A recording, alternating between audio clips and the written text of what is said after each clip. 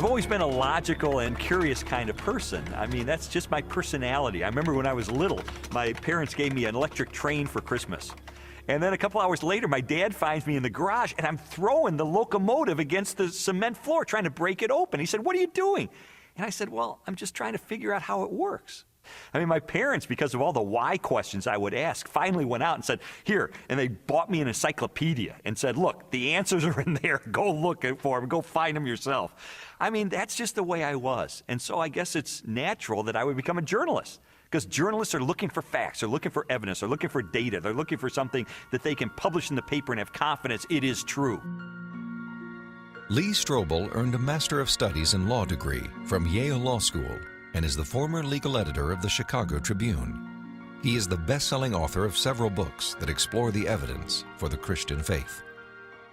I guess given my curiosity, it's not surprising that when I was in high school, science was my favorite topic, because there the teachers actually encouraged me to like cut open frogs and find out how things work, which I thought was great.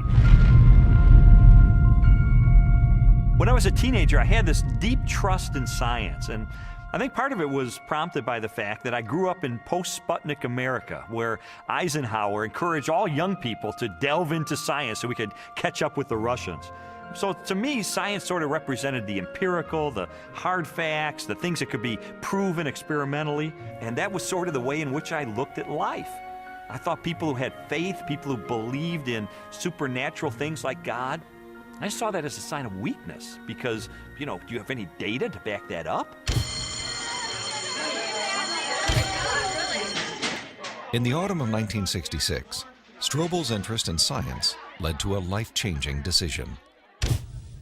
I can take you back to the exact spot where I was sitting. It was in the third floor, overlooking the asphalt parking lot. I was in the second row, the third chair from the front, when my biology teacher recounted in great detail this experiment that had been conducted in the early 1950s at the University of Chicago. This experiment that impressed Strobel so deeply was one of the most famous in the history of science. In 1953, Stanley Miller, a graduate chemistry student, tried to demonstrate how life first emerged on Earth. Miller attempted to reproduce the Earth's early atmosphere. He pumped hydrogen, methane, ammonia, and a small amount of water vapor into a maze of glassware. Then sparked the gases with electrical discharges to simulate lightning. After 5 days, he discovered what he had hoped for: a few simple amino acids, the basic building blocks of living organisms, had collected in the dark residue at the bottom of the glass. Many hailed Miller's experiment as proof that essential components of life could have formed in the oceans of the Earth billions of years ago. The philosophical implications of Miller's experiment were instantly obvious to me. And for me, it was a eureka moment because I heard this and I thought, wait a minute. If you can show scientifically that life can emerge without any outside assistance, if life can emerge just from naturalistic circumstances, then God was out of a job. From there, the acceptance of Darwinian evolution, and full-blown atheism for that matter, was pretty easy. Because if living organisms could emerge by themselves out of this primordial soup without the assistance of any kind of a god or supernatural intervention, then they certainly could develop naturally over the eons into more and more complex creatures, just as Charles Darwin theorized in his book On the Origin of Species. As Strobel embraced Darwinism and its atheistic implications, he was surprised to discover that many Christians believed their faith was compatible with Darwinian evolution. There's no way you can harmonize neo-Darwinism with Christianity. I could never understand Christians who would say, well, I believe in God, and yet I believe in evolution as well. You see, Darwin's ideas about the development of life led to his theory that modern science now generally defines as an undirected process, completely devoid of any purpose or plan. Now, how could God direct an undirected process? How could God have purpose and a plan behind a system that has no plan and no purpose. It just does not make sense. Didn't make sense to me in 1966, and it doesn't make sense to me now. In 1972, Lee Strobel married Leslie Herdler. 5 years later, Leslie, an agnostic, became a Christian. And I thought, this is divorce. This is going to be the end of our marriage. But all the negative things I expected to happen in her as a result of her newfound faith, they didn't happen. And instead, I saw positive changes in her values and her character and the way she related to me and the children. And I thought, wait a minute, she is attributing this to God. And I don't believe God exists. And so that was the main thing that prompted me to say, maybe I need to really investigate this and get to the bottom of this and determine, is there really any rational way I could ever believe that this kind of a God really exists and really causes this kind of transformation in a human being? And so I decided to use my legal training and journalism training, my scientific curiosity, to systematically investigate, is there any credibility to the Christian faith? Because science had played such an instrumental role in his turn to atheism, Strobel embarked on an investigation of major discoveries in biology, chemistry, cosmology, and physics. His studies spanned more than 20 years and included interviews with scientists and scholars as he sought to determine for himself what these discoveries implied about the reality of a creator. Throughout his inquiry, one question remained constant. Does the evidence uncovered by contemporary science point us toward or away from the existence of God? Two-time Nobel Prize winner Linus Pauling once said that science should be the search for truth. And that's what I wanted to do. I didn't know where the evidence was ultimately going to take me, but I really did want to know the truth about God. And what I found shocked me and it stunned me.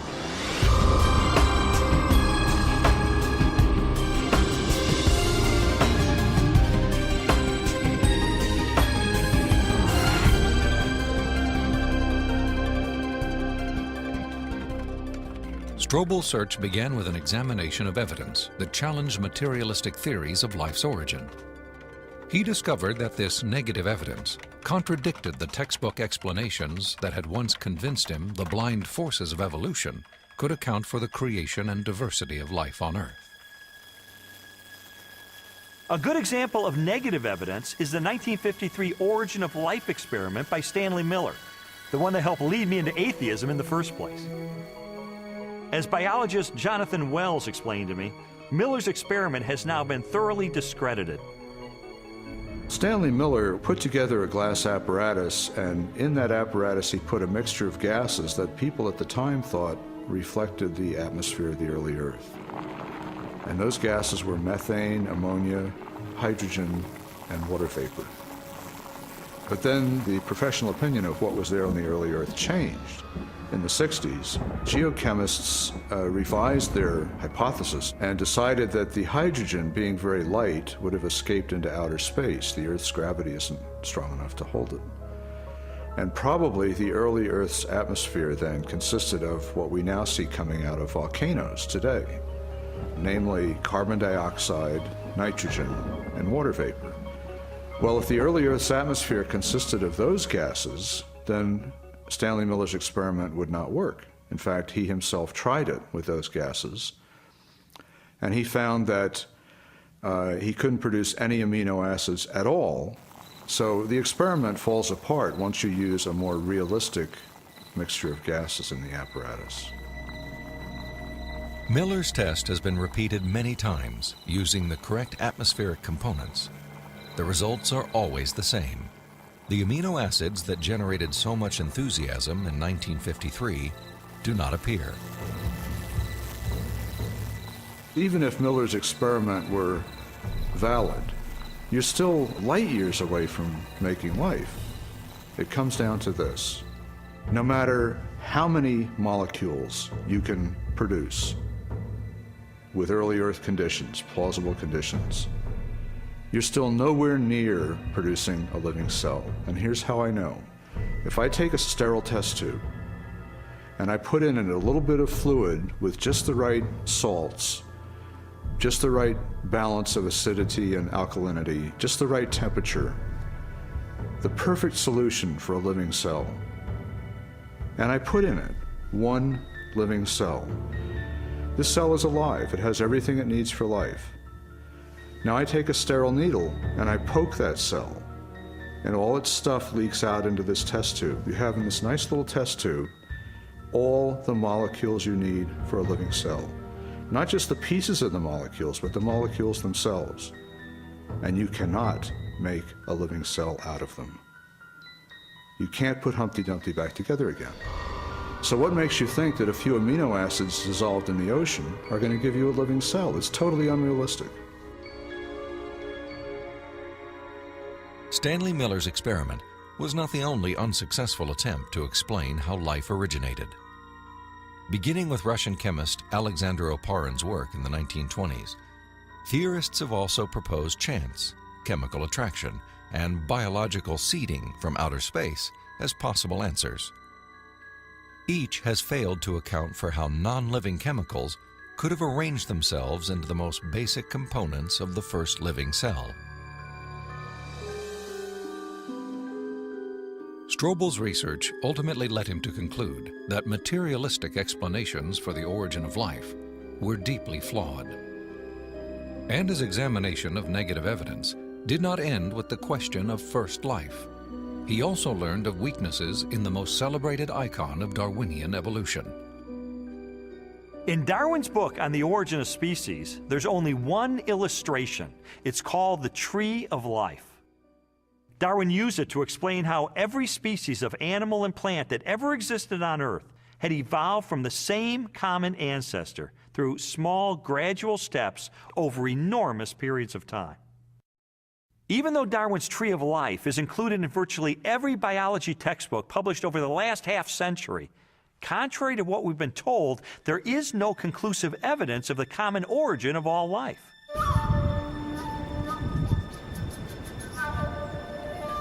Perhaps the most damaging blow to Darwin's theory is the fossil record.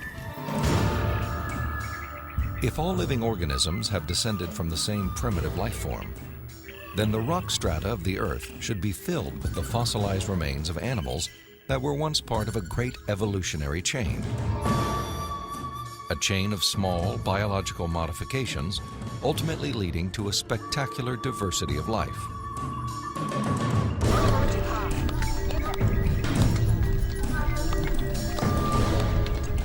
Yet, after 2 centuries of research, highlighted by excavations in southern China, the multitude of transitional experiments, or missing links, that should exist are conspicuous only by their absence. The most graphic example of this void in the fossil record is a geological era known as the Cambrian explosion. The branching tree pattern of Darwin's theory is actually not seen anywhere in the fossil record unless we impose it with our own minds. So the Cambrian explosion is the most dramatic refutation of the Tree of Life. The Cambrian explosion of life was a dramatic episode in geological history. Usually dated at about 530 million years ago, the exquisitely preserved Cambrian fossils reveal that the body plans for virtually every major animal phyla appeared, not gradually and slowly as Darwin had speculated, but instead with astonishing suddenness. If we imagine the whole history of life on Earth taking place in one 24-hour period, the current standard estimates for the origin of life put it at about 3.8 billion years ago, let's say 4 billion. So if we start the clock then, our 24-hour clock, 6 hours, nothing but these simple single-celled organisms appear, the same sort that we saw in the beginning. 12 hours, same thing. 18 hours, same thing. 3/4 of the day has passed, and all we have are these simple single-celled organisms. Then at about the 21st hour, in the space of about 2 minutes, boom, most of the major animal forms appear in the form that they currently have in the present. And many of them persist to the present, and we have them with us today. Less than 2 minutes out of a 24-hour period. That's how sudden the Cambrian explosion was. In a geological instant, the animal kingdom leaped from small, relatively simple organisms to extraordinary creatures with spinal cords, compound eyes, and articulated limbs. The record of this explosion of life looks nothing like Darwin's slowly branching tree. Darwin's theory is that there's a tree of life where you have one organism diverging into many other organisms and big differences appearing at the top. What we really see is from here up. This does not exist in the fossil record. If I were using a botanical illustration, it would be a lawn with separate blades of grass sprouting independently of each other. And those would be the phyla. Now, within each phylum, there is subsequent diversification. But even there, I don't see the branches connecting that would make them a tree of life. As scientists, it's not our job to force the evidence into a theory that just doesn't fit it. And so I have absolutely no desire or reason to uphold Darwin's theory at this point. I think what we're seeing today is a series of scientific discoveries that are opening the eyes of more and more scientists to say, wait a minute, I can no longer believe that pure naturalistic processes can account for the origin and diversity of life. There must be something else here. The challenges to Darwinian theory have led more than 600 scientists with PhDs from major universities throughout the world to sign a document titled A Scientific Dissent from Darwinism.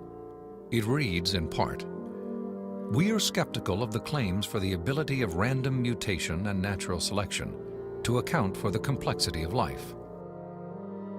These are scientists with PhDs from Stanford and Berkeley and University of Chicago and Cambridge, major universities, who've looked hard and fast at the evidence and have walked away saying, I am not convinced. Maybe there's another explanation. Personally, the negative evidence forced me to conclude that Darwinism would require a blind leap of faith that I just had no good reason to make. Strobel's rejection of Darwinism and materialistic science was also based on the large body of positive evidence for intelligent design. Evidence he first confronted in the science of cosmology, which explores the origin of the universe.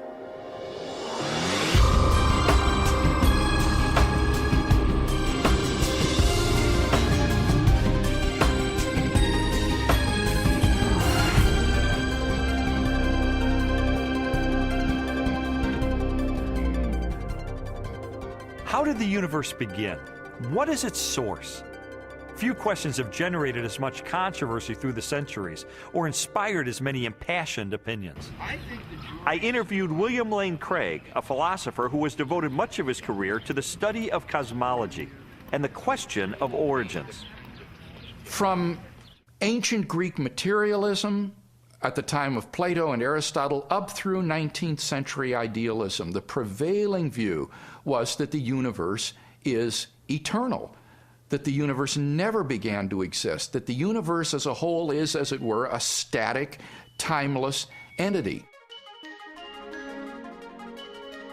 This belief in an eternal, unchanging universe, for centuries a pillar of Western cosmology, was unexpectedly challenged in 1915 by Albert Einstein's general theory of relativity. Einstein's equations implied a startling possibility.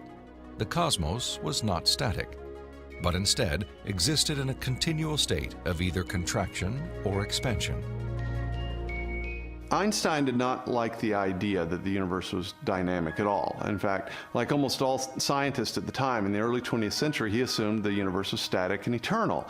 What's interesting and ironic is that he thought he had made some kind of mistake in his equations for the general theory of relativity.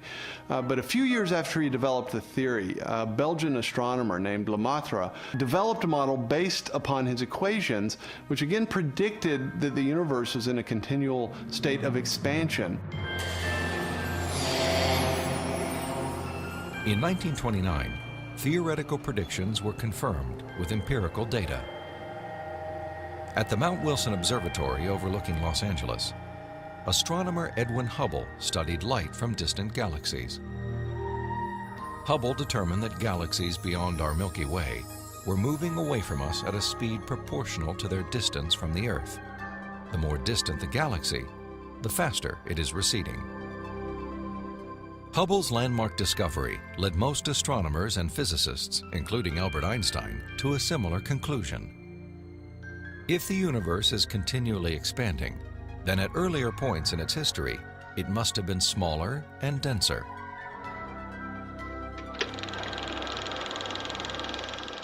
I think a good way to visualize this is to imagine that the history of the universe has somehow been photographed and made into a movie that we could play on a projector.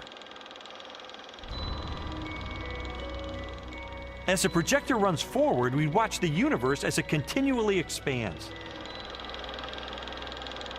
But if the projector were to be stopped and were switched into reverse to make the movie run backward, then instead of watching the galaxies move farther and farther apart from each other, we'd see them draw closer and closer together.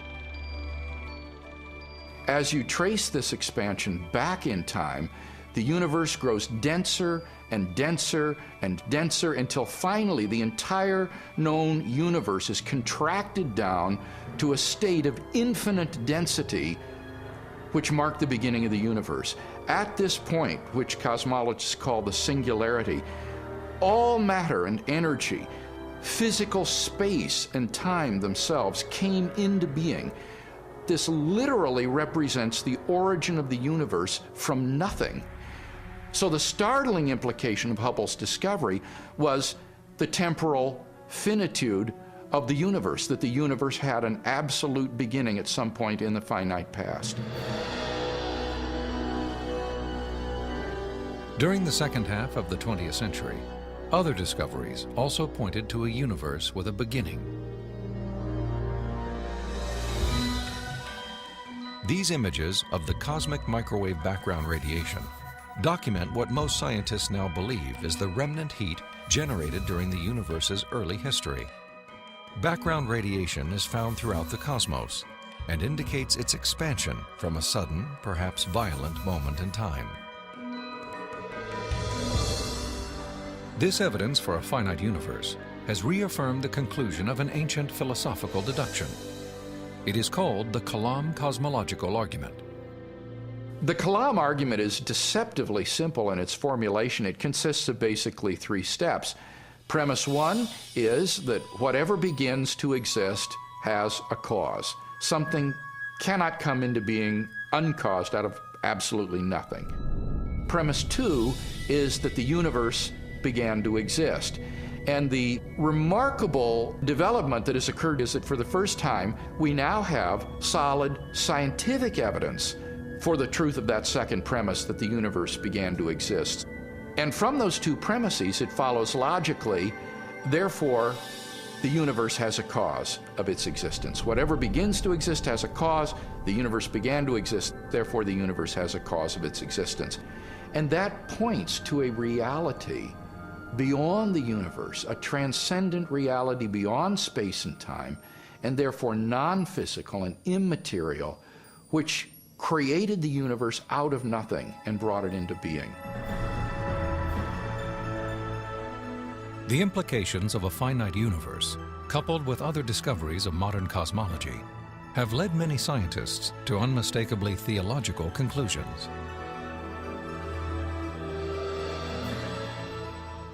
There is no ground for supposing that matter and energy existed before and was suddenly galvanized into action. It is simpler to postulate creation ex nihilo, divine will constituting nature from nothingness. The chain of events leading to man commenced suddenly and sharply, at a definite moment in time, in a flash of energy and light. We can't understand the universe in any clear way without the supernatural. Supernatural creation of the universe in a flash of energy and light. You know, it sounds an awful lot like the first chapter of Genesis to me. Today, the vast majority of even the most skeptical astronomers and cosmologists believe that the universe had a beginning. This belief isn't based on some theological doctrine. It's based on scientific evidence. And I think if we follow the evidence wherever it points, it points clearly and powerfully and persuasively in the direction of a creator.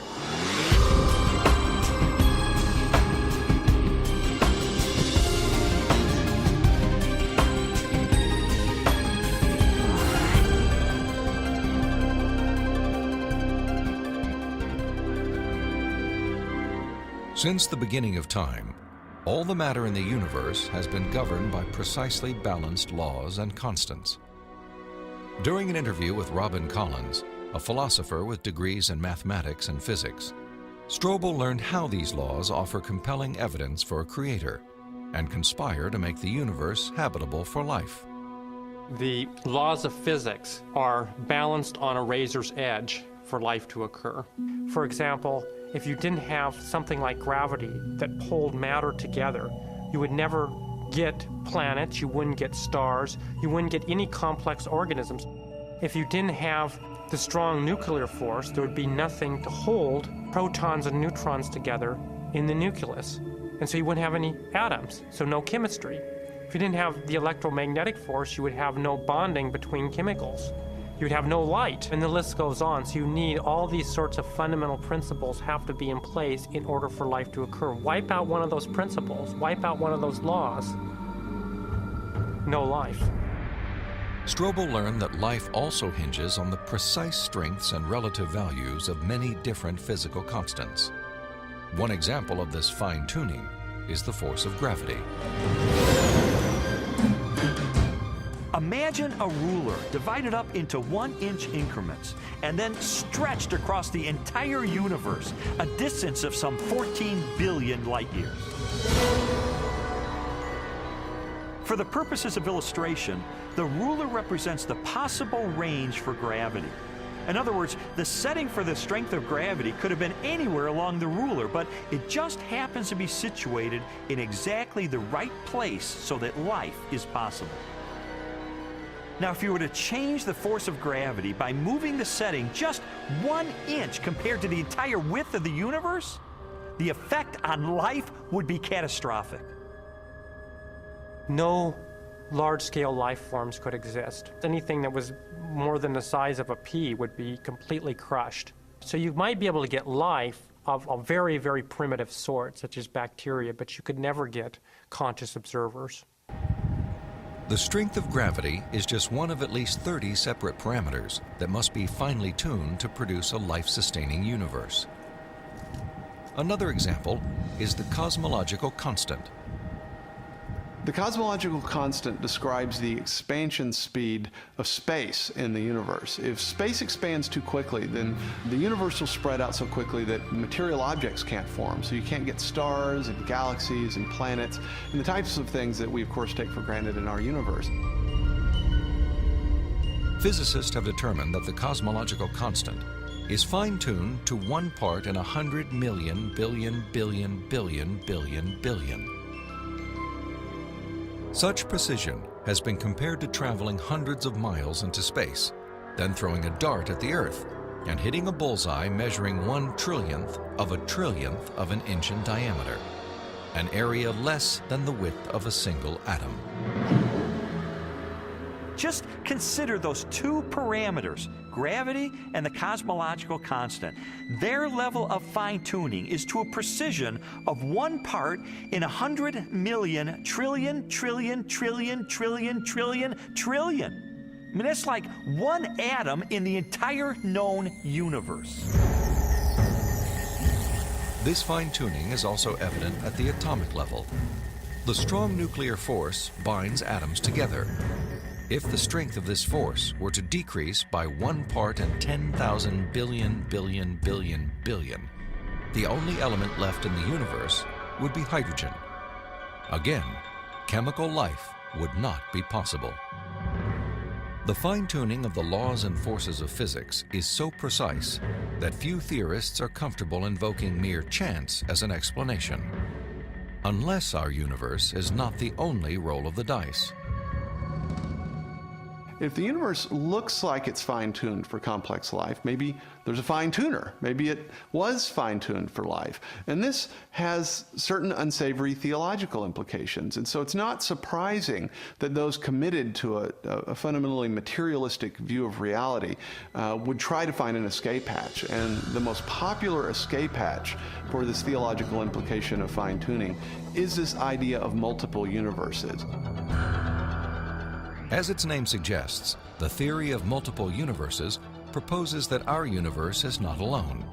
Instead, it is part of a vast ensemble of universes, each with a different set of laws and constants. If there's only one universe, then the conclusion that the universe looks fine-tuned because it is fine-tuned is inescapable. But if our universe is just one of a vast set, then you seem to have more resources to play with. Chance gets a new lease on life. I sometimes try to imagine what physicists have in mind that postulate this idea of multiple universes. I mean, what would the generator look like that creates them? Maybe it's like a giant monolith that has dozens of different dials, each of which has to be set to the right physical constant. If we think of these parameters as dials, each of the dials is different. So if you produce enough universes with enough different dial settings, eventually, just by chance, you get one just right. So you might have to produce a trillion universes. But eventually, if you have a generator that's just spitting out just an enormous number of them, then it gets the right dial setting. And then by just chance, you get conditions right for life. So it's a huge cosmic lottery. That's the idea. It's an interesting idea. I mean, there's really only one problem with it. There's no independent evidence that it's true. Besides, it really just pushes the question back a step, because we could still ask, who built the generator? The suggestion of multiple universes strikes me as a desperate attempt to explain away the obvious, which is that the universe is finely tuned by an intelligence to sustain complex life. An intelligence that must be beyond the constraints of time and space.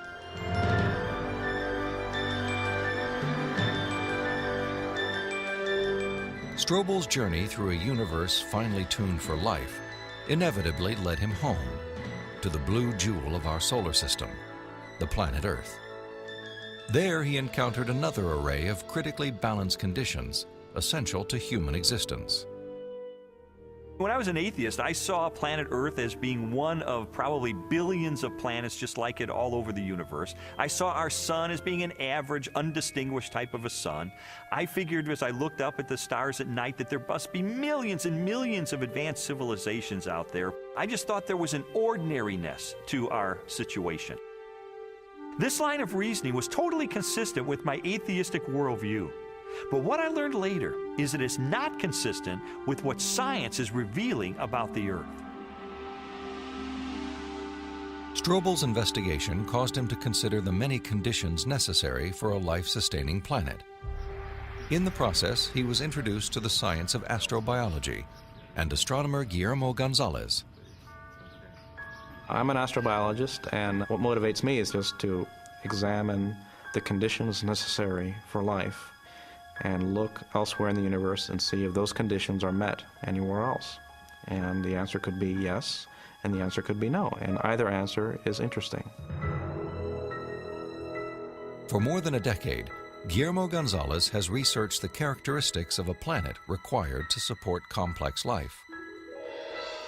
Estimates vary, but a current list of these factors would number at least 20 and include an oxygen-rich atmosphere, liquid water and large continental landmasses, a home star of the right temperature and mass, an orbital path that is neither too far nor too close to the home star, a moon large enough to stabilize the tilt of the planet's axis and the movement of its tides, a magnetic field strong enough to deflect the sun's radiation, and a position in the relatively narrow habitable region of a spiral galaxy. All these factors have to be met at one place and time in the galaxy if you're going to have a planet as habitable as the Earth, which you need for complex and even technological life.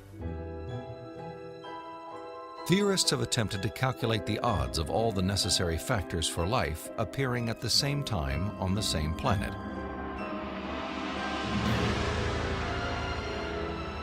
A conservative estimate is 1 chance in 10 to the negative 15th, or 1/1000th of 1 trillionth. On those terms, even when compared to the billions of suns and possible planets in our Milky Way galaxy, the probability of even a single habitable world appears unlikely. There are many probabilistic resources in the galaxy, but on the other side of the coin are all these factors that you need. You have to get just right in order to have just one habitable planet like the Earth. And that leads me to conclude that yes, we're rare in the galaxy. Gonzalez's study of the Earth's habitability led him and colleague Jay Richards to expand the scope of their research. They began to examine how a life-sustaining planet like Earth may also give its human inhabitants access to the mysteries of the universe. I don't think there has ever been a time in the history of the human race in which at least some people haven't contemplated these questions. We ask, why can we see distant galaxies, millions of light years away in the universe? Why can we postulate what's going on inside atoms or inside black holes? Why are we able to discover things about the universe, to answer questions about its age?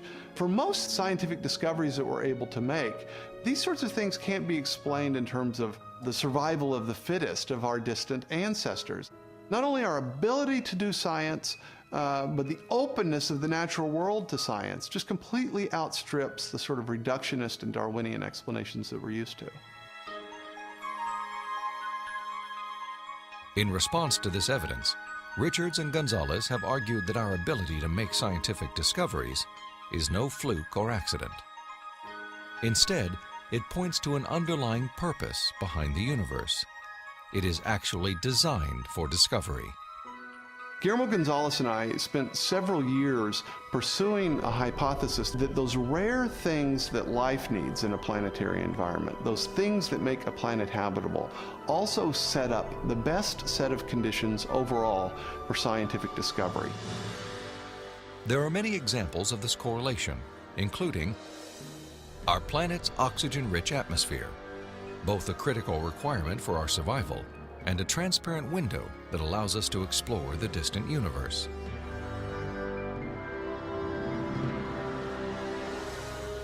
The Earth's precise distance from the Sun and the size of its moon and home star. These factors not only control our planet's temperature, axial tilt, and the movement of its tides, they also ensure perfect solar eclipses, phenomena that have provided scientists with invaluable data about the composition of stars and the properties of light. And our location in the Milky Way. The Earth is positioned between 2 spiral arms within a relatively small region where life is possible. As a result, we enjoy an excellent platform for clear, unimpeded views of our galaxy and the rest of the cosmos. I think God intentionally created a habitat for us that allows us to see Him through the creation that He has left behind. And this habitat is conducive for us to do scientific research. It didn't have to be that way, but it is. Why? Because I believe that by doing science, we find God.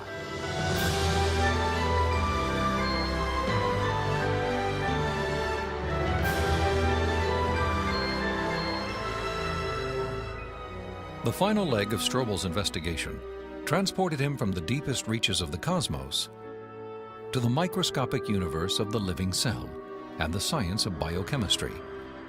There he encountered more challenges to Darwinian evolution and new evidence of design.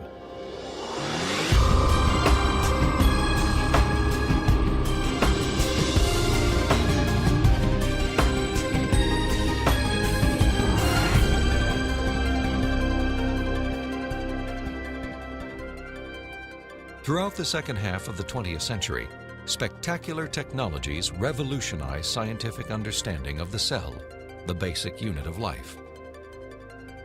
During an interview with biochemist Michael Behe, Strobel learned how this new knowledge has shaken the foundations of Darwin's theory.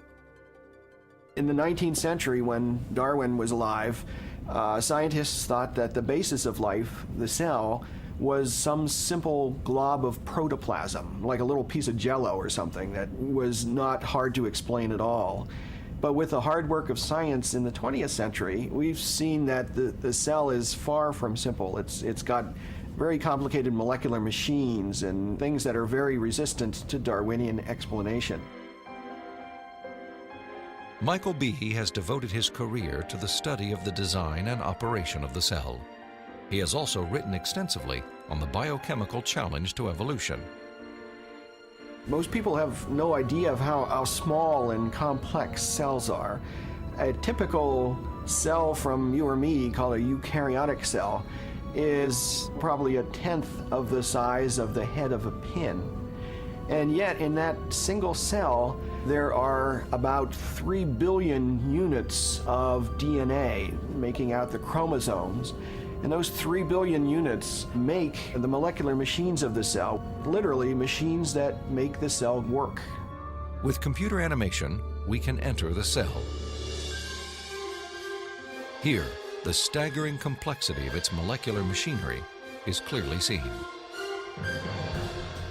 It's like going into an automobile factory. The factory has a large number of machines. The parts have to fit together in very specific ways to do their jobs, and if things go wrong, the cell is in big trouble. And just one cell is enormously complex, but humans, you and I, are made from trillions of cells, and those trillions of cells have to fit together in the right way and do their own job. Darwinism was a lot more plausible when we were thinking about globs of protoplasm than it is when we're thinking about molecular machines. Each of these biochemical machines is a masterpiece of engineering and nanotechnology. They are essential to functions as vital and diverse as vision, photosynthesis, and the production of energy in the cell. Michael Behe has studied several of these machines, including the flagellum, a remarkable rotary motor. I remember the first time I looked in a biochemistry textbook and I saw a drawing of something called a bacterial flagellum with all of its parts in all of its glory. It had a propeller and the hook region and the drive shaft and the motor. And I looked at that and I said, that's an outboard motor. That's designed, that's no chance assemblage of parts. Behe's reaction was not surprising, especially when the bacterial flagellar motor is animated and magnified more than 50,000 times to display the details of its construction and operation. Howard Berg at Harvard has labeled it the most efficient machine in the universe. These machines, some of them are running at 100,000 RPMs and are hardwired into a signal transduction or sensory mechanism so that it's getting feedback from the environment. It's got some tail proteins which act as the propeller. When the flagellum rotates, these push against the water and therefore push the bacterium forward. And the motor uses a flow of acid from outside of the cell to the inside of the cell to power the turning. The bacterial flagellum has 2 gears, forward and reverse, water-cooled, proton motive force. It has a stator, it has a rotor, it has a U-joint, it has a drive shaft, it has a propeller. It's not convenient that we give them these names. That's truly their function. In all, about 40 different protein parts are required to build a flagellar motor. Half of them are constructor proteins, specialized mechanisms that assemble the flagellum's individual components. Since its discovery, biologists have tried to understand how a machine of such superb design could have arisen gradually, without foresight or plan, through the biological pathway Darwin envisioned. I think what Darwin was trying to show was that things that look designed aren't really designed, but that we can find naturalistic processes to account for the complexity of life. Darwin theorized that every part of every living organism evolved through natural selection, a blind process that acts upon random changes in the cell. Darwin believed that, given enough time, These random variations would transform the simplest cells into the great diversity of life that inhabits our planet. In his study of evolution and molecular machines, Michael Behe has raised a significant challenge to the creative power of Darwin's mechanism of natural selection. It is called irreducible complexity. Irreducible complexity was coined by Mike Behe in describing these molecular machines. Basically what it says is that you have multi-component parts to any given organelle or system in a cell, all of which are necessary for function. That is, if you remove one part, you lose function of that system. Irreducible complexity can be illustrated by a familiar, non-biological machine, a mousetrap.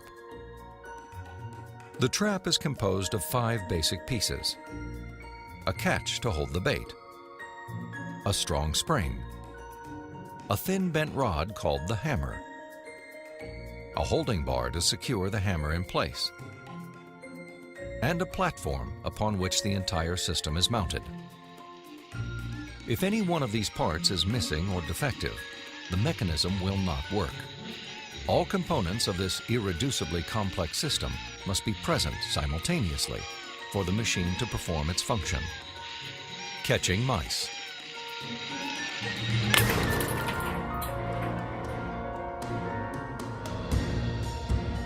The concept of irreducible complexity also applies to biological machines, including the bacterial flagellum. All told, there are about 40 different protein parts which are necessary for this machine to work. And if any of those parts are missing, then either you get a flagellum that doesn't work because it's missing the hook or it's missing the drive shaft or whatever, or it doesn't even get built within the cell. You can't put something like that together gradually because they need a large number of parts interacting with each other at the same time before they work at all.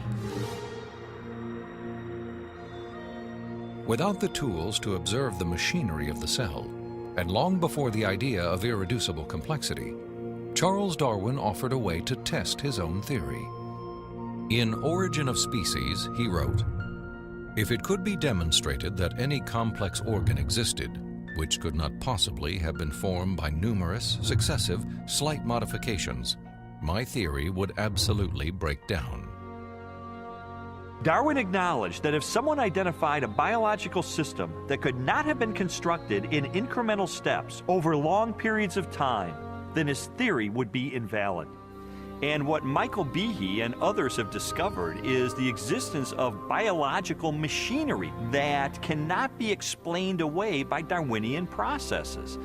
Darwin's failed predictions have in fact falsified his own theory.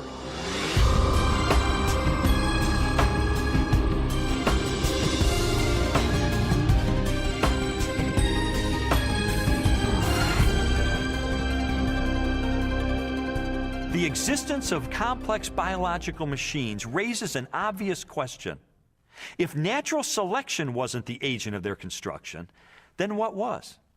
The centerpiece of my investigation was an interview with philosopher of science, Dr. Stephen Meyer. Meyer, who holds a PhD from Cambridge University, brought me face to face with the most efficient information processing system in the universe. The DNA molecule and its language of life. The discovery of the information-bearing properties of DNA and RNA is a fundamental challenge to all materialistic theories of the origin of life. Neo-Darwinism and its associated theories of chemical evolution and the like will not be able to survive the biology of the information age, the biology of the 21st century. Meyer's conclusions are based upon his understanding of the DNA molecule and the genetic instructions that are locked within the nucleus of living cells.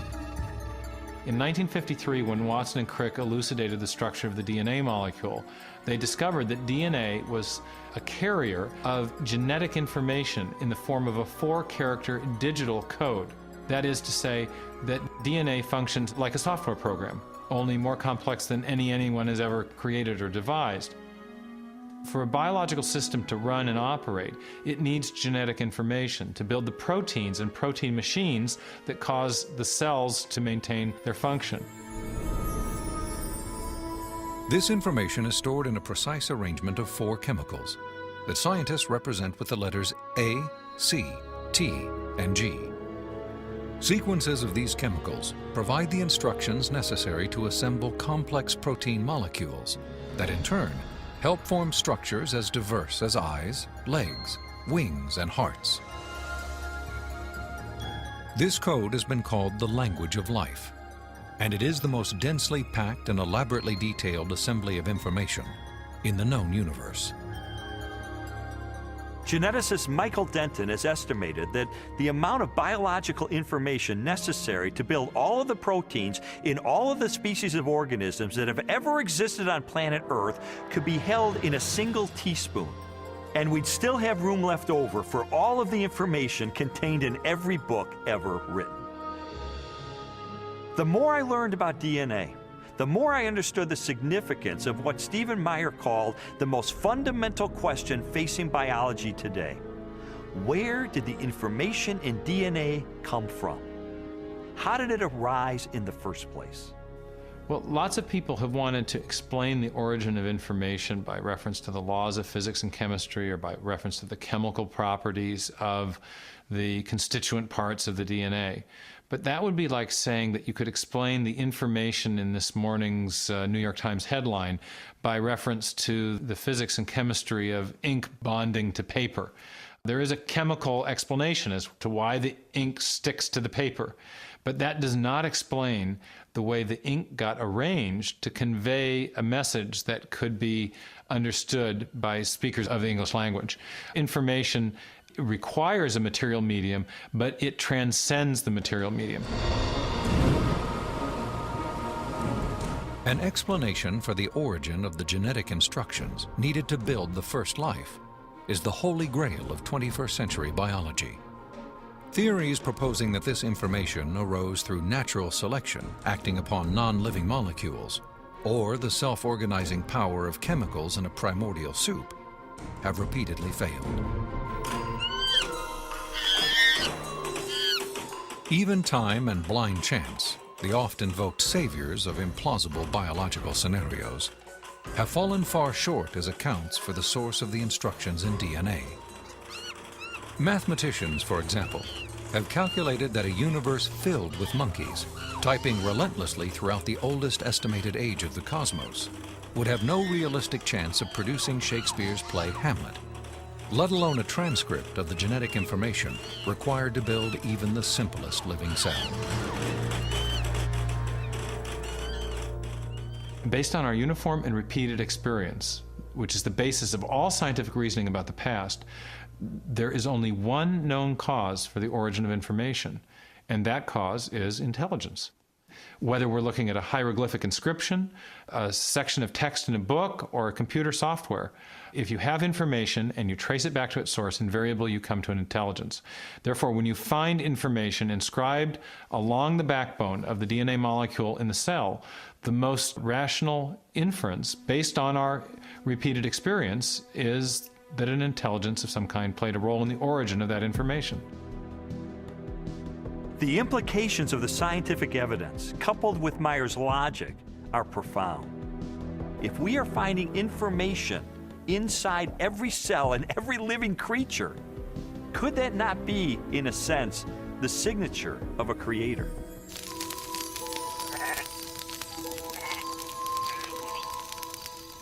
"30 centuries before science unlocked the mysteries of genetic information, or a telescope probed billions of light years into space, the Hebrew shepherd and poet David wrote eloquently of a creator who revealed his existence and power through all that he had made. The heavens declare the glory of God. The skies proclaim the work of his hands. Day after day they pour forth speech. Night after night they proclaim knowledge. Their voice goes out into all the earth, their words to the end of the world." God himself is invisible. He is a spirit. And yet, one of the purposes he has for us is to find him so we can know him. And he's left behind a series of clues. And sometimes we just have to kind of take our blinders off and get beyond our presuppositions and say, wait a minute, I am going to pursue the evidence of science wherever it points. And if it takes me to a very uncomfortable conclusion that there is a creator, then if the evidence points in that direction, that's the way I'm going to go. According to a lot of the mainstream media, the theory of intelligent design is a faith-based idea. And in saying that, they want to dismiss it as something that has no basis in science. But the media has confused a fundamental issue. They're confusing the evidence for the theory with the implications of the theory. The theory of intelligent design may well have implications that are supportive of theistic belief, but the theory is not based on theistic belief. It's based on the discovery of digital code in cells, miniature machines in cells, the fine-tuning of the laws of physics and chemistry, and standard ways of scientific reasoning about the remote past in the history of life. 40 years ago, a lecturer in a high school biology class convinced an inquisitive 14-year-old freshman that there was no God. Ironically, years later, it was an open-minded investigation of scientific evidence that led Lee Strobel to belief in a creator. One of the most interesting things I've learned as I've gone on this journey of scientific discovery has been that you don't have to commit intellectual suicide to come to the conclusion that there is an intelligent designer. Because today, science is pointing more directly and more powerfully toward a creator than any other time in the history of the world. I was trained in journalism and law to respond to truth. I had to take a step of faith in the same direction that evidence is flowing, which is logical and rational. We do that every day of our life. We make steps of faith based on the evidence that we perceive. And so it was the most logical and rational step I've ever taken to put my faith in the creator that science tells me exists.